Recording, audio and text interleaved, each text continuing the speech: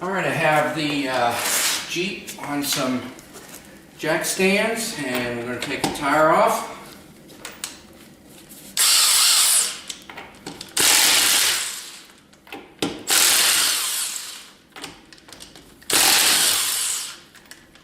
If you don't have an impact wrench, you can set the parking brake on the rear tires to keep it from moving, and then use like a lug wrench. So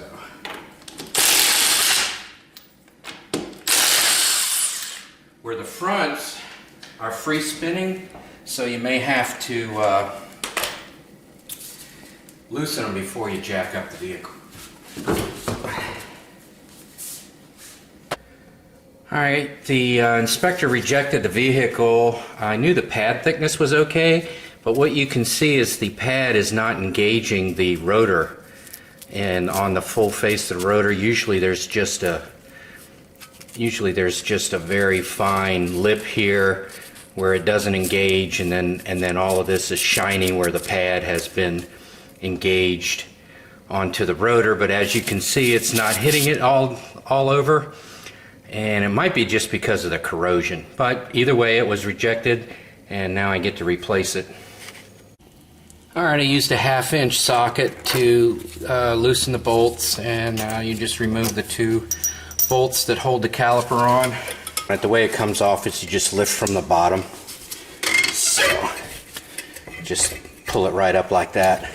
So what I do to change the pads is I take the outer one off. Just knock it off with the hammer.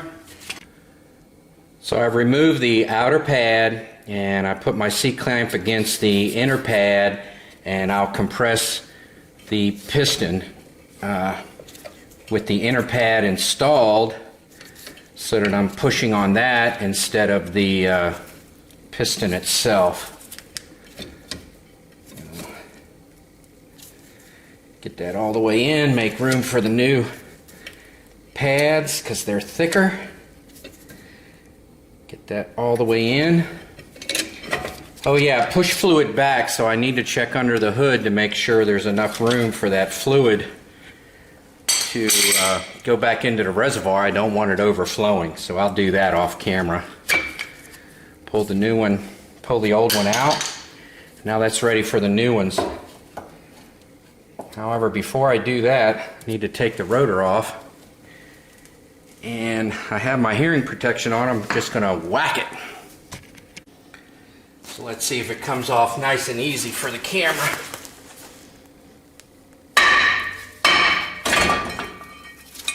Alright, it's that easy. Well, this job just came to a halt. It's a trip to the auto parts store, I see, because the parking brake lining is gone. All gone. So that's probably what caused the problem. Just having some issues with that. So this has turned into a bigger job than I anticipated. You can see on this side there's some material there, and the rest of it's just corroded away. I know the car wasn't driven with the parking brake on. So anyway, well, hopefully they have the parts. So as the garage is heating up, I'm going to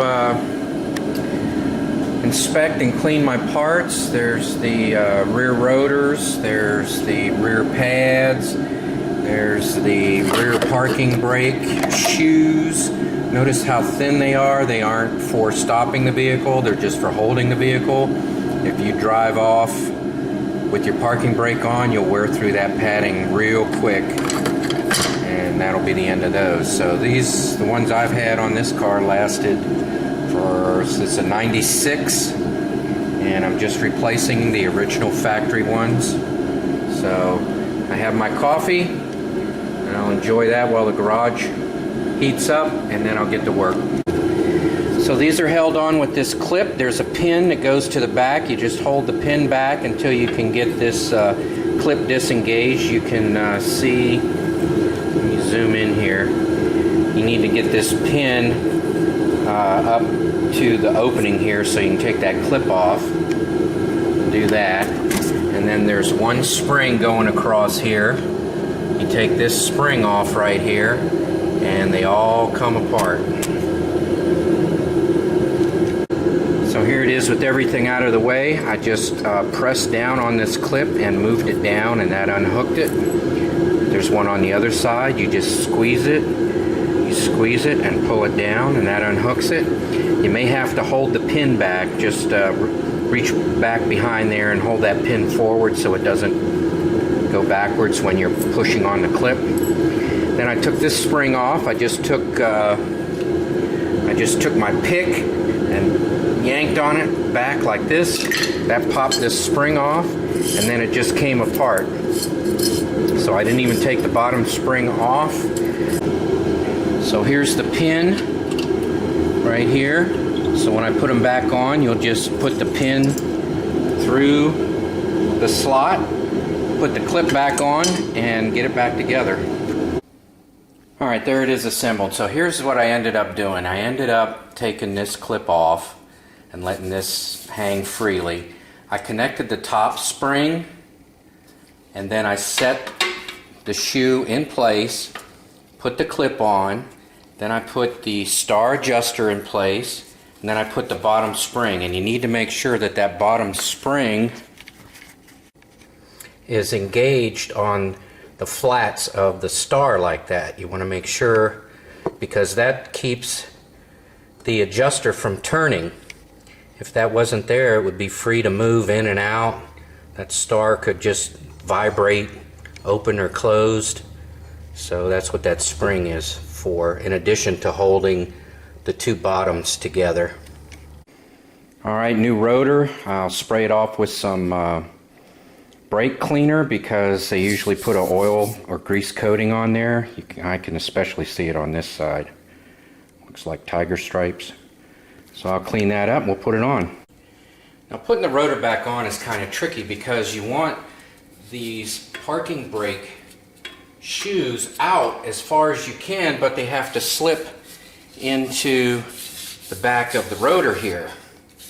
So it's a little game you play with the adjuster down at the bottom. You just kind of want it to barely go on here. And hopefully I have this thing adjusted correctly.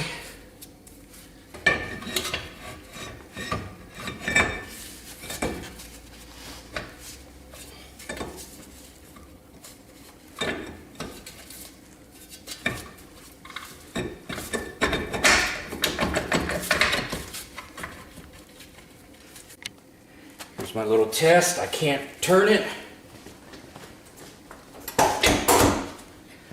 Turn the parking brake off, disengage it, and I can turn it. So I know everything's good. Now back to the original job, which was install new pads and assemble the rear brakes. Alright, let me see if I can get this pad installation on. You have one with the clips that goes into the piston. There's only one way it can go on. You can't put it on backwards. Same thing with the outer one. There's this little spring on there. Well, you can't put it on backwards.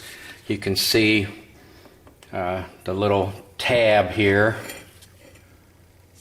goes to the top. The spring goes on to the bottom, but nonetheless, you really can't put it on upside down. I mean, and that usually just goes right on. You have trouble, you just hit it with a hammer. Just goes right into place.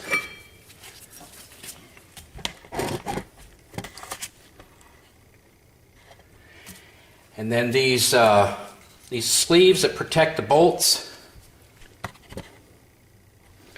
These sleeves that protect the bolts, you want to make sure they're pulled all the way back, else it won't go back on. And you'll be fighting it, trying to figure out what you're doing wrong when you're not doing anything wrong. So you can start it up at the top. If it doesn't go on, it's probably the bolt protectors. And then it just slides right on. If you have a little trouble there, you can just lift the clip up. Jeez. So it just goes right on. If you have a little trouble, you can just lift the clip up like that. So hopefully I captured that.